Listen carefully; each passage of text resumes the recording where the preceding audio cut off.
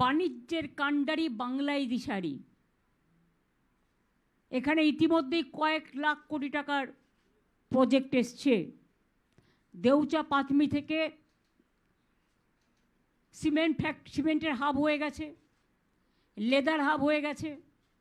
এগুলো nationally we are number 1। এখানে পাওয়ার hub হয়ে গেছে, 24x7 পাওয়ার মানুষ পায়। আগে সবাই বলতো লোডশেডিংয়ের সরকার আর নেই দরকার, আরও অনেক পাওয়ার প্ল্যান্ট হচ্ছে।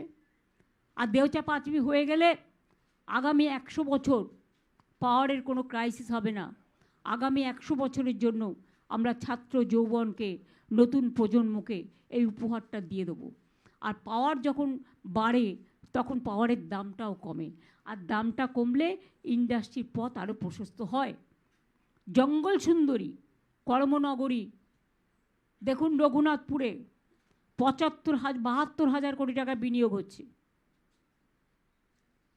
জিন্দালরা শালবনীতে আগে করেছিল, আবার 600, 1200, এই 800, 1600 প্লাস সোলার সবটাই হচ্ছে।